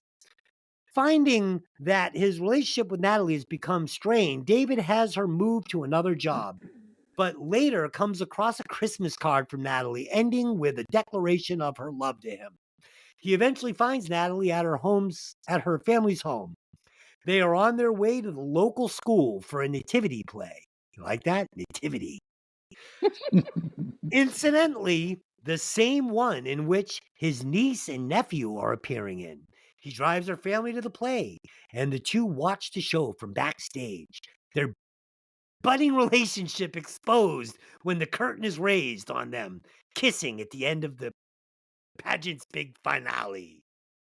Woo, that was smooth. Very smooth, buddy. So He's right. I love when he's busted and he says, "Bow," like we're doing it on purpose. Like this was like we're doing this to expose the new relationship. This is how we're going to unveil it. Very smooth. Again, there were some things here I didn't like. I didn't like the president of the United States coming on to her and him getting upset and then calling out the president for like, this is all stupid. We didn't need this. None of this needed to happen. Just change his occupation, take out some of this cuckoo-ness, and make it a little bit more fun and whimsical. Their interaction, why they're meeting each other, what he does, what she does. Then it would be a Let's make completely it- different movie. But it would be a better movie. Talk about it. Talk about this movie Talk Mikki. amongst yourselves. Mikki, talk about this movie. First of all, I love when they're going house to house and she's like, "Are you carolers?" And then the guys start singing and he's like, his face when his bodyguards start singing. So good. So Because he good. can crank out the baritone. That's right. And then the lady's like, "Are you the prime minister?" He's like, "Yep, trying to get around to everybody by New Year's." You know what I mean? Like, I Loved it. don't know. I love that. There's I loved their story. I love Hugh Grant. And I don't know if I've seen that actress in anything else, but I really liked her. But I love their story because she's just so like, salt of the earth, and oh, I can't believe I had fuck on my first day. You know what I mean? Like I love So her. good. And I love, you can see his kind of struggle where he doesn't want to fall for her because of who he is, and then he's like, you know what? Fuck it. You know what I mean? Like, so I love it, and I love when they're in the car and he's trying to get the kid in the octopus costume out of the car, and he's like, It's I magic. just, yeah, and I love that they show the relationship when he's there, and Emma Thompson comes in, and she's like, oh my god, my brother, you know what I mean? And I don't know, I just I love it. I'm falling in No. love with her, Mikki, and I want him to fall in love with her, and I want them to run away together. I want this to work. These characters are, oh my God, I'm invested. I'm like, yes, give me this love story. Tony, did you feel the same way? I did. I thought this was one of the best pieces as well. It's between Helby, Karen, Mia, and Alan Rickman's character, and this one as to which is the best. But they're very different. Hugh Grant carries off some of the best comedy, although he's an actor. I think he's a comedian because he's that kind of guy. You could see him going off script and just doing fun stuff with the film because he's genuinely funny, and he can pull it off. He can keep a straight face and do his thing, and he's good. Yeah.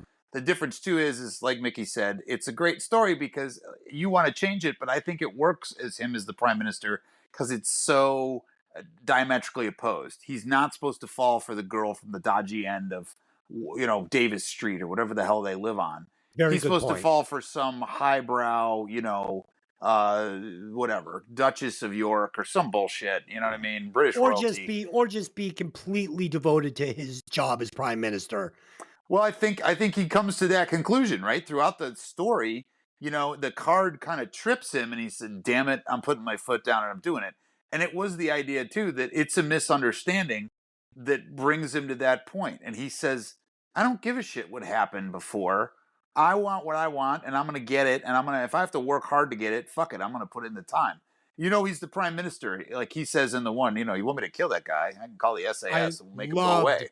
I loved that line. Yeah, loved it's it. cute. And the best part, you almost kind of look at him and go, he's serious? Nah, he's just funning with her, Unless she said, okay. Yeah, I'm sure he could pop on his cell phone and find out her address in 45 seconds. Yeah. But he's that guy that goes door to door. And then, you run into Mia. Oh, she lives next door. And it's cute because of that. You know what I mean? And you don't just see her. You meet the entire family. I mean, the entire extended family. Mom, dad, kids, Uncle Phil, cousin Jerry, So it works. And of course, what does he do? He rolls with it. Oh, we're going to the school play. Awesome. Let's go. Come on, I'll give you a ride.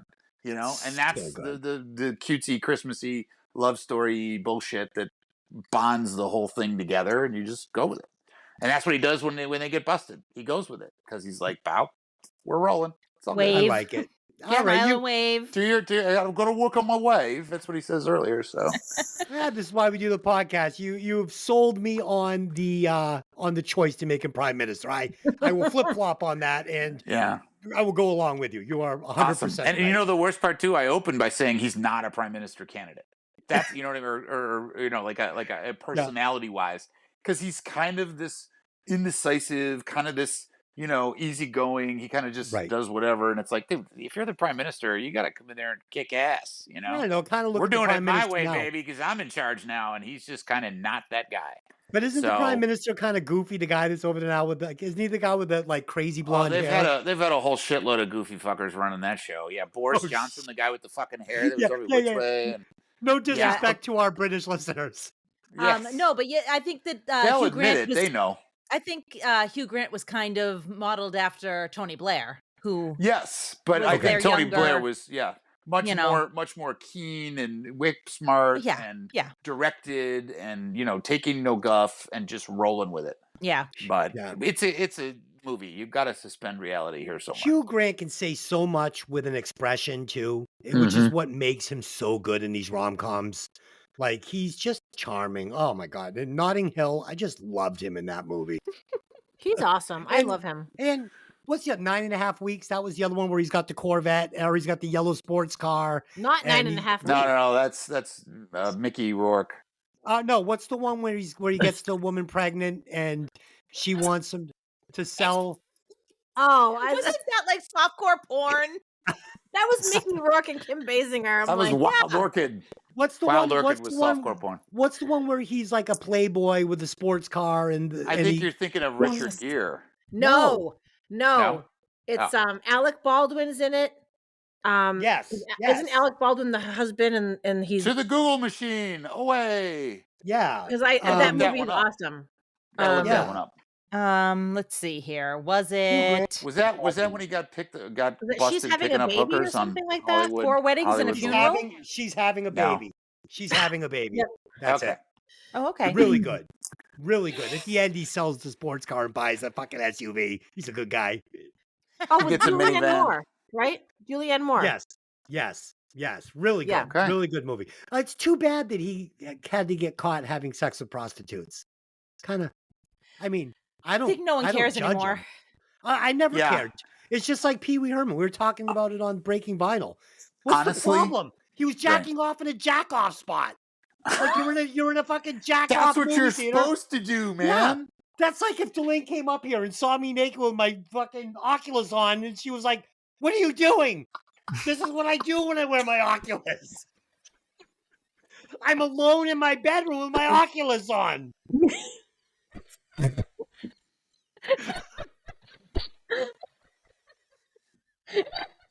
Okay. Whoa. Oh, yeah. Uncle P. Thanks for coming to the Oh, TMI room. oh, where God. We It was- learn new things about it was- Des and his It was proclivities. funny when I first got it. Lynn actually came home one day and she comes. She goes, "Everybody in the whole condo can hear that shit. Turn it down." True story. True story. Okay, there you go. I fucking love I you guys. actually- I actually told that on Breaking Vinyl. It was a true Oh my story. Look at my God. cat. Look at my cat in the James, background. he's like, "Fuck, shut up." Oh God. Okay, now I've made my wife urinate. Let's get back to it. So the next vignette is Daniel, Sam, Joanna, and Carol. 4 more characters. Dude, there's a lot of characters in this movie. Daniel, Karen's friend, and his stepson Sam fend for themselves. As Fend they for mourn themselves. fend for themselves as It's a they dramatic mourn the pause. I loss like it. of their wife and mother. Period. Sam has fallen for American Period. classmate Joanne, and after discussion with his stepfather, decides to learn the drums so that he can accompany her in the big finale for their school Christmas pageant. After Sam feels that he missed a chance to make an impression on her, Daniel convinces Sam that he must go catch Joanna, who is returning to the U.S. at the airport that night, and show her how he feels. Are you Comma. trying to sound like William Shatner? No, I'm trying to. It's a Shatner-esque dramatic pause. Let him do his thing. Lest he regret it for his whole life. Sam runs Forever. away from the airport security and says, "Hi, Joanna," who then kisses him on the cheek. Meanwhile, Daniel, who is famously lusts after supermodel Claudia Schiffer, meets the parent of another of Sam's schoolmates, Carol, who is a dead ringer for Miss Schiffer.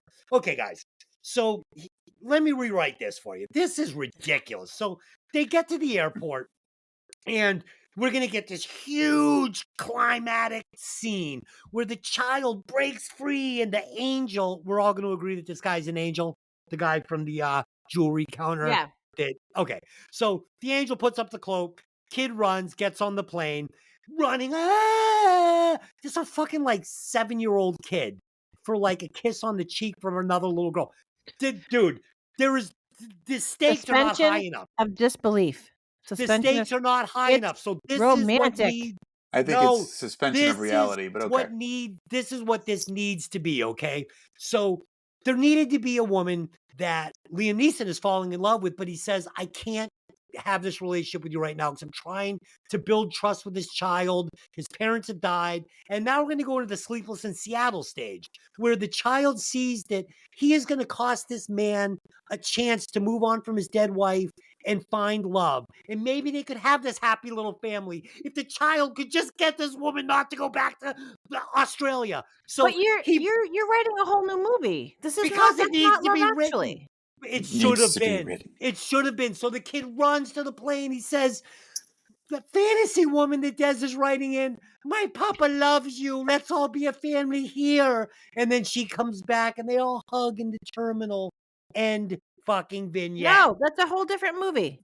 Not It's a only better- that, but Des, it's like I'm getting a cavity. Okay, it's too much, too sweet, too shitty. I don't know. It's too This something. whole thing, they're gonna delay a flight. The kid's so we can get a kiss on the cheek by some little girl he's never gonna see again. It's fucking stupid. Okay, I'll go with that. But when you're 7, Still that's in all place. in the world. Yeah, Okay? when you're seven and you're like, hey dad, let's go hijack a plane so I can kiss little Lisa on the cheek. Your father says no. That's a bad idea. Well, not all fathers, just Stuff some. though. But okay. Can we just talk about at the beginning when they're having the funeral and they play the Bay City Rollers, which by the way was fucking awesome. Yeah. And they're carrying the coffin out. That scene, like every time I see it, it gives me a lump in my throat when the kid just watches helplessly as his mother's coffin is being carried away. And you can Liam Neeson's face as he's carrying his wife. Kills me. It guts me every time. It guts me too. It was I don't sad. think it did. It did because the whole point now is they have to move on from this woman and find a new woman for him to move on with his life. He has now been crying for 2 hours in this movie. But he's also trying to build a bond with his stepson who, you know, the only thing is it doesn't say how long they were married. So I don't think that they were married very long. No, because I don't think so either. I think the whole point is them trying to show you how this man is trying to form this bond with his stepson by helping him win the girl of his dreams. Ugh. The girl is he's 7. He's 10 years away from getting an Oculus. This kid doesn't know what the girl of his dreams is yet. He doesn't even have those kinds of dreams. But it's not Miss Right, it's Miss Right now. Okay, he's 7. So if It's you want not to even be Miss. but wait a minute, if you want to be cool dad, what do? You allow him to have every opportunity to live out what he considers his dream right now. That's the cool part. The best part too is that you're right. Most normal dads would go, "What are you fucking crazy?" What is this, And Make-A-Wish Foundation? They'd stomp on the kid's dream and they'd ruin his life and he'd fucking hold it against them until they were old and go, fuck you, you crusty old bastard. You ruined my life and I'm never going to come see you again. No. So you can't do that because this is not that kind of film. It's even to the point where, you know, in the modern era, if you run through the security gate at an airport, they're going to gang tackle you, handcuff you, and then interrogate you for 5 hours because they think you're a 7-year-old terrorist. He doesn't even get so much as a mean word and a finger wagged in his face. No. They just bring him back to dad and they go, oh, everything's okay. No So problem. if this is him saying, Daddy, you have enough love in your heart for me and for the new girl that you love. Let's go to the airport and get her and bring her home. Then I'm believing it. It's an adult going after another adult to start a fucking relationship that's going to last forever. You're not hijacking a plane so a little 7-year-old kid can kiss another 7-year-old kid on the cheek. Stupid. Well, they didn't have to go so far as to hijack the plane, but we know where you're coming from. I mean, maybe again, total suspension of reality. All right, you got to go with the flow. I mean, nothing personal, but how does the kid learn to play the drums in like 14 hours? I mean, you know, and not only that, but then the best part is they got a full kit for this kid, and he looks like fucking Ringo. I mean, come on, whatever. And they have a fucking pop star musician written into this movie that Just never so comes happens. over to show the kid how to play drums. Like, let's use You know the what's funny? character. You know what's making me laugh is I'm listening to you guys rip apart this beautiful love story, and I guarantee you that next week when you guys or whenever you're reviewing Die Hard, you're gonna fucking absolutely be able to account for every outrageous thing that happens in that movie, and you're gonna be able to what's the fucking word I want? You're gonna be able he's going to be able to gargle John McClane's balls. Like when John McClane jumps from one side of the elevator shaft and goes down 5 floors and then catches himself. Well, he had really long fingernails. It could happen. You're gonna be able to justify that, but you're ripping apart this beautiful love story. I'm saying that I thought it was a little much written, to this say. end. Yeah, This end was it's a little much to call it a beautiful love story. It is. Yeah, because They it's missed an a little opportunity. far fetched. But you know what? When you're 7, it's all of scale. I'm talking about the movie as a whole, and that's why I'm laughing because like you guys are like rewriting the whole movie.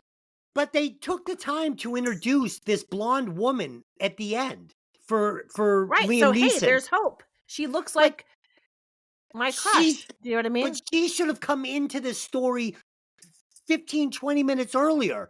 And but then it wasn't about her. It was about the relationship with Sam and trying to help Sam and bond with Sam. So then why even bring her in at all? Because they want to wrap everything up nicely with a bow, like a little Christmas present, so everybody gets some and everybody's happy and blah blah blah blah blah. Yeah, that's my biggest complaint with the movie. We don't build character enough because it would take too long, so we just slam shit together and go, look, everything fits nicely. Don't worry about it. Don't ask a lot of questions. It's all going to work out in the end. We take out the weird little nudie fucking vignette, and you could literally give 5 minutes to each one of the other 7. You know? Yeah, it would have worked better if it wasn't so disjointed with 8 stories. You're right. I concur. I mean, I did enjoy the scenes with the little blonde lady in different sexual positions. I mean, it wasn't hard to watch. Just wasn't adorable. Yeah, it just wasn't a lot of substance there. Delyn, talk about fucking Padawan and fucking Obi-Wan. He's Qui-Gon, not Obi-Wan, you fool. Okay, whatever. Oh my god. I thought it was cute. You know, it's about him and the little boy and that love, that familial love. It's not about sexual love. That's a story about a different kind of love. They need a mommy. Oh God. And they both end up with one, okay? So just relax. I need a mommy. You have one. You have edamame. You don't need a mommy. Today before the show, Delyn, I was snapping about something, and Delyn goes, "Show me on the doll where the bad man touched you."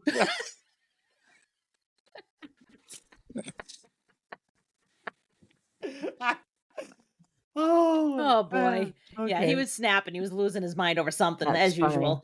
But yeah, I think this is cute. You know, like it's trying to show a different kind of love, just like the thing with Mark is unrequited love, and the thing with this other one is language barrier doesn't stop love. You know, I get it. Again, I had a problem with the ADHD theater. It was a little too much for me, but I think it's a cute story, and I thought Liam Neeson was nice in it, and I thought the little kid was cute. He's a little precious thing, so I was okay with Charlie from the Chocolate Factory. He's not the same actor. He was in Game of Thrones. Same idea. Yes. Same idea. Yeah. Charlie from the Chocolate Factory, Game of Thrones. What's the big deal? Exactly. Same fucking thing. Mickey, did you want to add anything on to this? Or Mickey. No, I said what I had to say about this story. Okay. So here we go to the last. We might have to record that. That's some kind of a first. Mickey said what she has to say, and now she's going to stop talking. Holy shit. We better watch that. Can you freaking believe there's still 2 vignettes to go? Holy shit. Okay, so Sarah, Carl, and Michael. Sarah first appears at Juliet and Peter's wedding, sitting next to her friend Jamie. We learn she works at Harry's graphic design company, where she has been in love for years with the company's creative director, Carl. Tryst between Carl and herself is interrupted by Sarah's mentally ill brother. If you think my baseball, Michael. And he is this effectively ends their relationship on Christmas Eve. She visits her brother at the institution where he lives, wrapping his scarf around him as he hugs her. Dude, listen. You get a chance to bang a guy with a tan like that and a mane of hair like that, you shut that phone off and you do it. Yeah. Okay? No, that guy, Carl, was actually Xerxes in 300. That guy was fucking, I mean, that guy was smoking hot. Let's Yeah, fucking Yeah, call it he's spade a very, spade. very handsome man. He's a Let's very be honest. handsome man.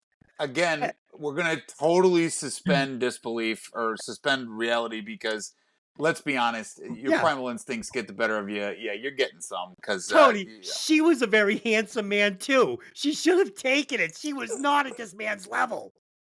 Well, I don't know. I like Laura Linney, but you're right. Ugh. I think he's just like, he's the guest model elite, and she's not. Yeah, But anyway, I do not find her attractive at all. I would rather have slept with him, given the choice. Okay. Well, maybe you and the Oculus can make something happen later on. Oh no. He's gonna The be up there Coculus? Googling with the Oculus Xerxes from 300. the Coculus. Okay. There you go. Oh my Hey, god. I would Can't like to work say, under though, these conditions. I would like to say, though, that He can't work under those conditions. in that scene, I can't work under these conditions. Anyway, when Alan Rickman calls Laura Lynn into the office and says, "How long have you worked here, and how long have you been in love with Carl? And why don't you tell him you want to marry him and have lots of sex and babies?" Like, that would never happen. That conversation would never happen, at least not in the United States. Like, Right. if you know what I mean, like that's like an no. HR nightmare. Yeah. I didn't understand the scene though. Like they're just like she's like dry riding him, and the phone rings. Like, no, she's not gonna look at the phone. And then after, and I even said to Tony, she needs to turn her phone off. no, you know what for you an do? hour. The only time you pick that phone up is so you can throw it across the room and break it on the wall on the other side.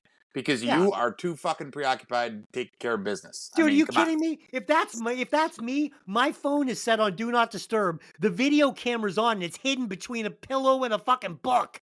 Fucking videotaping the entire thing. Okay. Oh, and Mark's the stalker guy. Okay, yeah. I see. Okay. Yeah, he's a real creep. We're talking about Mark, right? No, right, you. Right. Okay. Mark. That's it.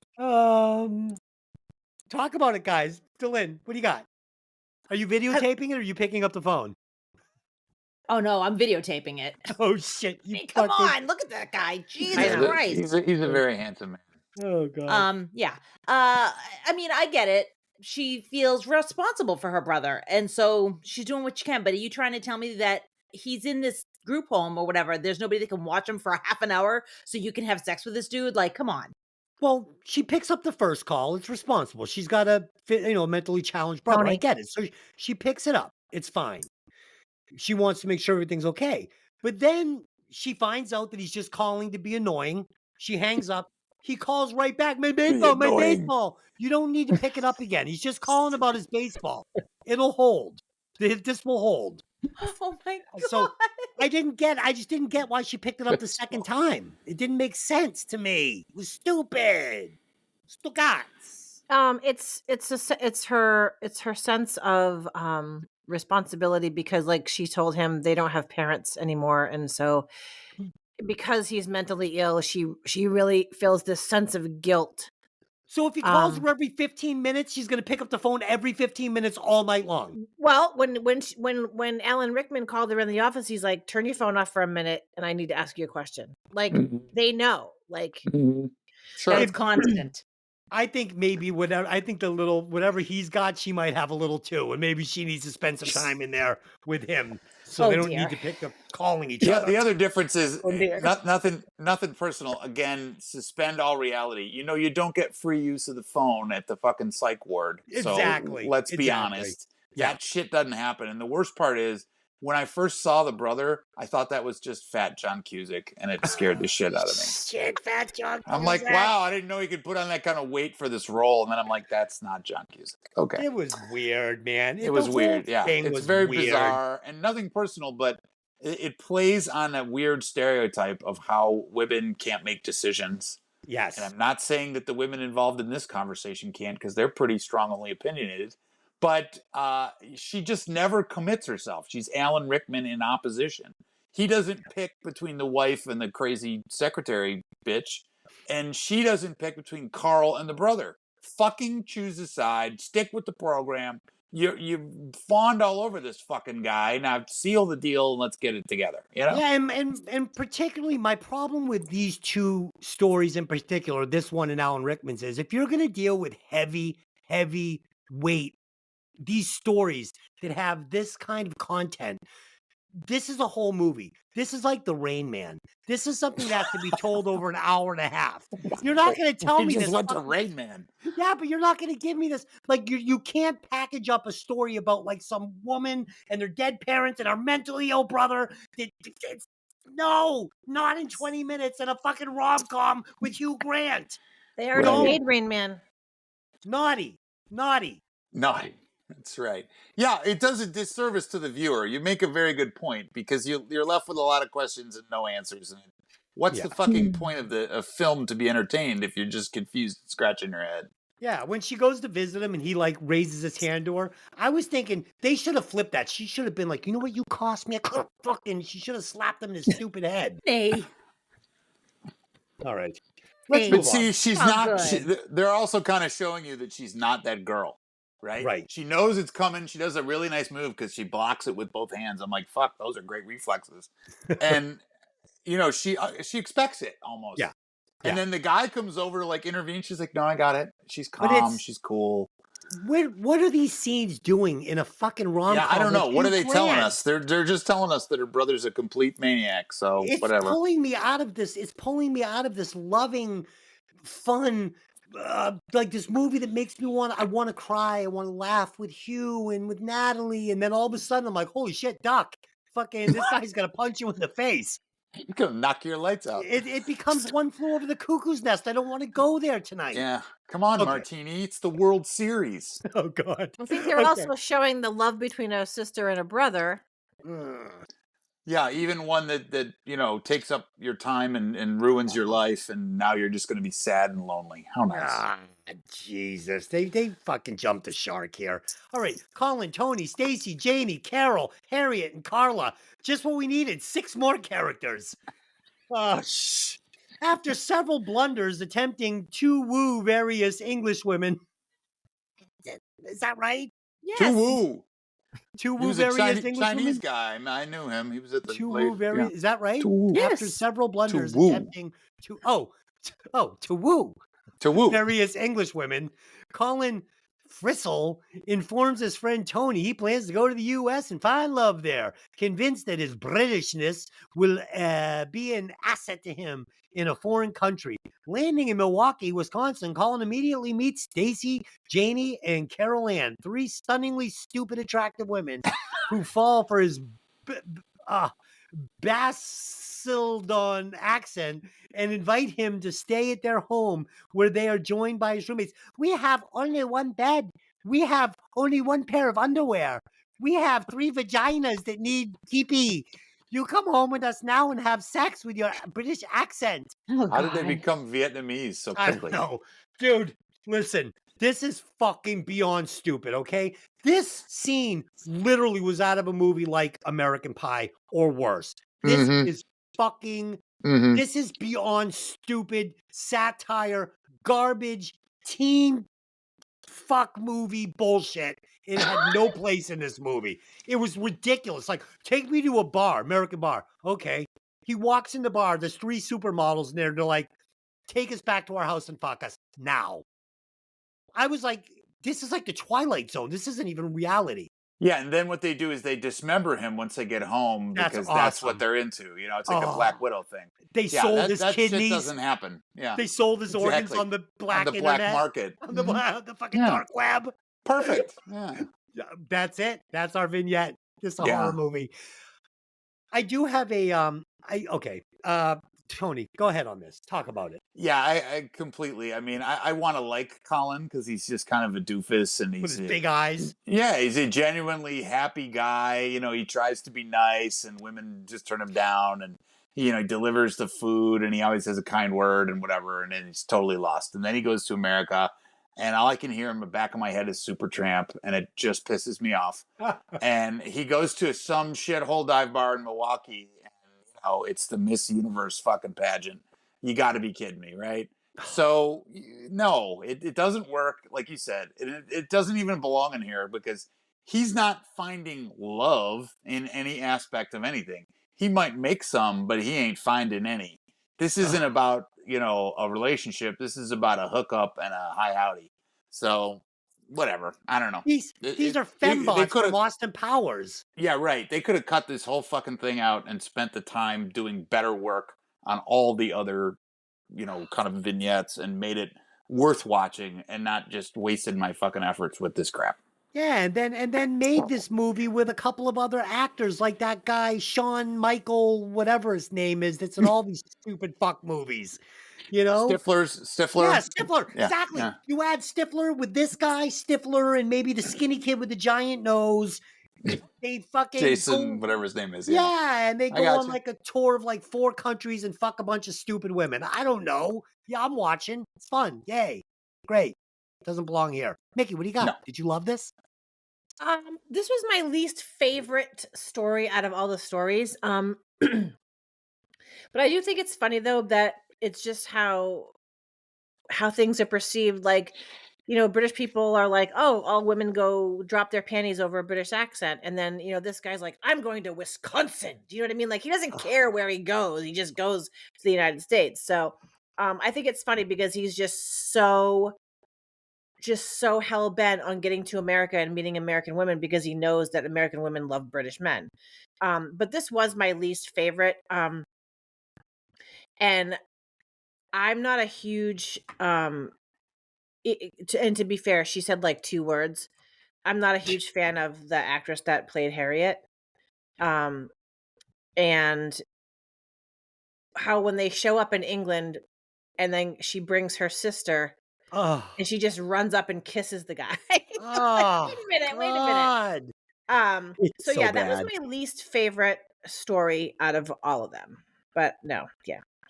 And why is he like, if he's going to America to go on this mission to bang women, why isn't he going to Hollywood or Manhattan? Like, take me to fucking Wisconsin. Dylan, isn't your dad a cheesehead? My dad is a cheesehead. He's a card-carrying cheesehead from Wisconsin. Right on. So there you go. Yeah, I hate this section. I hate Colin. I hate the way he talks to women. I don't like the way and Mia is an asshole, but he talks to her at the beginning of the movie and says, hello, my future wife. And she's like, ugh. Like, you can tell he does that kind of bullshit all day long. I hate dudes like this. I hate dudes that are just, I don't know. Why did you marry me? You don't do any of those things. No, you don't do any of those things. You wouldn't walk up and be, hello, future wife, to like some woman that you just think is pretty. And then like the thing with the cook at the wedding, and he's like, this food is shitty, and she's the one that made it. And it's just like, and then he's like, it's British women that's the problem. It's like, no, you're the problem. Yeah, you're the problem. You're a fucking jackass. Dylan, tell the listeners how we met. Briefly. How we met at a dive bar in Brockton, Massachusetts, and he was drunk holding up the wall, and all I saw was a dude with long black hair with his white nose sticking out of it, big white nose, and I was like, that's him. That's the guy I've been That's the one. That's him. He came over, I was like, can you get me home? I'm surprised you didn't wind up with your carcass in the tub and your kidneys being sold off. Seriously, though, he's probably been in a couple You're a pretty lucky guy, Des. Yeah, he's probably ended up in a couple of situations where that could have been the outcome. But he told me that the only thing he remembered of me that night was red lipstick and big white teeth. Yeah. So you were about what? Worse. 17? 18. You were 18. I was probably what? 21, 20? Ish. And now I'm 53 and she's 50.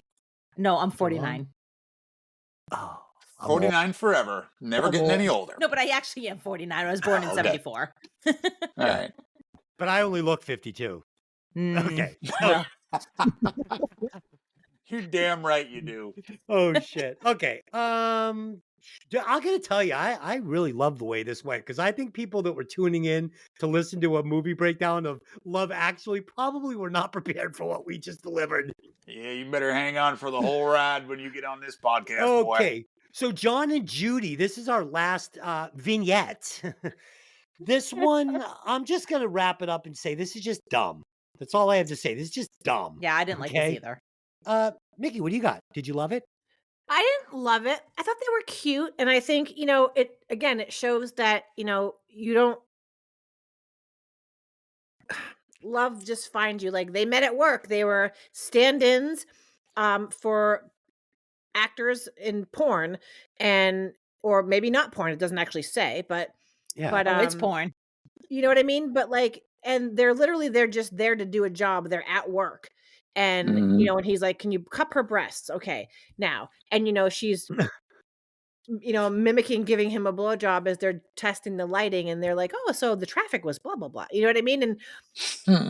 And then he's like, "Oh, you fancy going for a drink?" And even though that they've seen each other naked, they've touched each other's private parts, they're still very like, "Would you like to go for a drink? Or maybe should I give her a kiss?" Do you know what I mean? And I don't thought they were sweet. I didn't love it, but I thought they were sweet. I thought I think that this should be mandatory when meeting someone. Like, listen, can we just get naked in front of each other, just look at each other's bits and berries? All right, that'll work. Let's go to the next move. Let's go get a drink and some dinner. Like, you don't want to wait till like 4, 5, 6 dates. He takes off his pants. You're like, oh, no. This isn't going to work. Is that This why isn't gonna- dudes send all these peen pictures I don't know. to try to get ahead of the problem? I Oh, hate to tell God. you, Des, but you're that guy. You want to eat dessert first, don't you? I want to see what I'm getting before I freaking Yeah, commit. but Like, you got to remember too, if you're going to be in a long-term relationship, what you started with and what you wind up with at the end of it ain't the same thing. yeah, you So know it what? don't really matter. I've got friends that are my age that are still out there, and I'm like, man, it just sounds exhausting. When I'm done, I just hit the power button and I put it under the TV, and it's freaking Seinfeld time. Seinfeld time. Tony, what do you got on God. what do you got on the last vignette? Who you asking me? Vignette. Tony. Oh. Vignette. Yeah, I concur. Again, this falls into the Colin category where you could have used this screen time for more development on other vignettes and things. And why, I don't know. Not only that, but it's, again, we're going to suspend all reality. I don't think they need fucking stand-ins on a porn movie because it's not exactly known for its high quality shots and Ugh. incredible lighting and wicked depth, and it's not in Panavision or anything. So Not give me a clever. break. Not clever. It just doesn't No. need to be there. And it's not funny, and it's not even really love because honestly, they're both like high school mentality. He's nervous and she's kind of cutesy, and it's just I don't know. I'm lost in that. I'm lost. She kisses Story. him at the door, and I'm not feeling Yeah. anything. I'm like, all right, so what? They're gonna hook up? Okay, great. I mean, no, Next. whatever. Next, exactly. All right. So can we all agree that maybe if they cut this down to 4 stories and built them all up a little more and give us more development, it would have been a better movie? I would say so. Cool. Mickey, can you go on that journey with us or no? You like it the way it is? I A little could more hue? maybe. Oh, maybe. Okay, I'll take that. That's Okay. a yes. So I'm going to read this epilogue. Yeah, if you want, it's just the 1 end of the month movie. later, progress is shown in each relationship. Love Actually, however, 2 of the relationships are not romantic. Those of rock star Billy Mack and his manager Joe, of long-suffering Sarah and her institutionalized brother Michael. Oh, please stop. Billy arrives with a gorgeous groupie in tow to be greeted by Joe and indicating that his comeback has remained What is successful. happening? Are you having Julia, a stroke? Peter, and Mark come to meet Jamie and his new bridal and aria, showing both that they have been married and that if Mark is learning to cope better with his romantic triangle. Karen and the kids greet a returning Harry, confirming that he has survived the relationship crisis and reconciled. Sam greets Joanna, who is returned with her mother from the U.S. Daniel looks to join his new girlfriend Carol and her son John and Judy and Tony, who is there to meet Colin. In return from the U.S., they are shown to be just married and off to their honeymoon. Colin returns with the gorgeous Harriet in tow, and Harriet's younger sister Carla and Tony are immediately struck by each other. Natalie is seen welcoming David back from the press cameras, indicating their relationship is now public. These scenes dissolve into a live footage of actual arrivals at the halfway airport, which which divide Whatever. the screen and eventually from the heart as the Beach Boys' God Only Knows plays on. God only knows how we made it through this fucking podcast. It's a lot. It's 9,000 characters. It's a bunch of stupid endings. Cut the epilogue too. Just cut it. Just snip it off like a fucking dirty foreskin. I don't need it. Wow, that was a nice visual. Thank you. Okay. I was just going to say, they got to put a square peg in a round hole and hammer that shit home because everybody needs to hook up by the end of this film. That's what it felt like, regardless of whether there's any real attraction there. I'm with you. I tell you, so if you didn't notice, I feel like the podcast was starting to get stale, and I'm not going to let that happen. I'm not going to let it happen. I'm offending. I'm taking the bridle off. We're putting this sucker in their overdrive for better or for worse. Partake in all or partake in none. That's the new rule. Okay.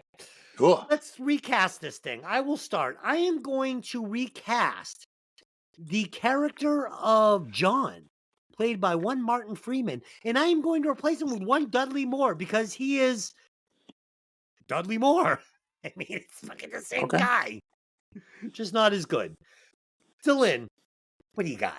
I am going to recast Hugh Grant, and I'm going to replace him with Tom Hiddleston. I hate it. So we're gonna take the best actor, the only redeeming part of this entire movie. Tom Hiddleston dances circles around Hugh Grant. He does. Listen, he does. You take Hugh Grant out of this movie, and it's into the minuses. No. Okay.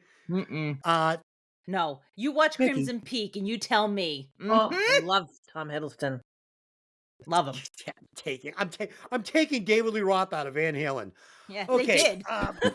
Mikki. Nice. Mikki, and I'm going to put Sammy Hagar in there and see what happens. We're not doing that.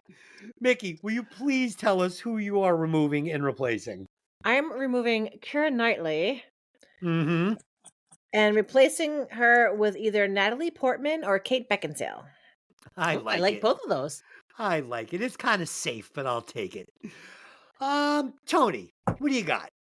I'm going to take Andrew Lincoln out, and I'm going to put Rob Lowe in there. Oh, that's awesome. Just to mess with things, because, Rob Lowe, cooler, better. He's going to woo her away from him and wreck the fucking marriage. Love it. If it's Rob Lowe, she never comes back inside the house. Nope. She's gone. Doesn't even pack a suitcase. Just booyah, in the car, Tony, AMF, I'm out. Tony, imagine this for the scene. Instead of putting the radio down and playing the music, instead, she hears the music blaring outside. She looks out the window, and it's fucking Rob Lowe holding the stereo over his head like and say anything. But that was John Cusack. That wasn't Rob Lowe. I know who it was, but I'm just saying we're going to change the scene. And she runs out. And, okay. I was thinking you could do some St. Elmo's Fire, but I'm good with Say Anything. I like it. I loved Rob Lowe and St. Elmo's Fire with the dangly earring and the bat shirt and the saxophone. That's right. He's the quintessential bad boy. Come on. Oh, he's so awesome. Okay. Final thoughts or rewatch score? Mikki, since you picked it, you go ahead. I love this movie. It's an Oogie movie. It's, as you would say, it's a mac and cheese movie for me. Because I love the idea of love, and believe it or not, even though people say I have a cold black heart, I'm really kind of a softie. So I'm going to give this a 4.5. Ooh. Okay. Tony, what do you got on this one? I think we don't need to rehash all the foibles of this movie in and of itself. It's a 2 at best. It has a lot of good elements in it. I thought the cast was great. I thought that they acted their asses off. The problem is the script leaves us dangling way too many freaking times. and it's just not a film that I would bother to ever waste time rewatching. So it's a 2. Yeah, I echo everything you just said, so I don't have to say anything else, and I agree with that. It's a 2.12. 2.12. But I want to say there is a perfect 5 rom-com in there with the Natalie and Hugh Grant story. So there is a beautiful movie in there. It's just not long enough to warrant a higher score than 2.12. So Lynn, what do you got? I think I've made my feelings on the movie perfectly clear at this point. I'm going to give it a 2.23. Like you said, there is some cute moments in here. I definitely laughed out loud a couple times, but that's about where I'm at. Okay. Will you please calculate those scores and tell us where Love Actually lands on the Hey, Did You Ever See That Movie charts? Yes, I will. So it comes up at a 2.7125, and that puts it at... It's better than half. It is. So it is at number 46. Ooh. Which is between Airheads at 2.8 and above Neighbors at 2.666. All right. Neighbors is way better than this movie. Just because of Ramona. That is so good. I'm so happy. It's way better than this movie. It ain't. And Airheads Neighbors is a also piece way of better. garbage. You know what? You don't know shit about movies. Tony, let's score Neighbors, me and you right now. Tony, quickly, what's your score on Neighbors? Neighbors at 4.2. There's a new list. It's the Tony Des list, and we only have one movie on it right now. And at number one, it's Neighbors. It's Neighbors with a 4.95. There we go. Woo! All right. Okay. So this week on Breaking Vinyl, we did what did we do? It was so good, I can't remember. We gotta review the Billy Mack album. No, but before Black Crows, the one we did this week. That was last week, honey. It was Michael Jackson. Michael Jackson. Go listen to it. I literally lost my fucking mind on this show. I revealed things I shouldn't have revealed. It was a dark moment. About yourself? But it's a dark moment in podcasting history. Yeah. That might be saying something considering some of the podcasts out there. It got spooky. And I did a parody of Billie Jean in my studio. I played all the instruments and made up words. And we'll have to listen to it. Yeah, it's awesome. The intro. We'll check it out. Yeah, it's the intro. It's pretty funny. Sounds good. And we are doing the Black Crows this week. And so check it out. Breaking Vinyl. Everywhere you find trashy podcasts. We will be back next week where we will be discussing, I can't even fucking believe I'm going to say this out loud. We're going to be doing Rare Exports, a movie nobody's ever heard of but Tony. It's not in English, so I probably will pretend to watch it and then just make up stupid opinions around whatever Tony says. I mean, how is that any different from any other podcast? Yeah, right. That's what podcasts are. They're opinions based on really nothing.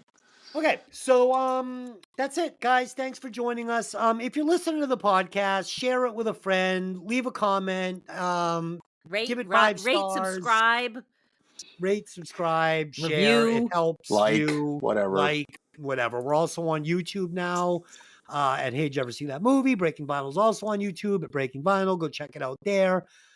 And until next time, I just have one question for you. Why the fuck are you listening to this? Shut it off. See you later. Bye.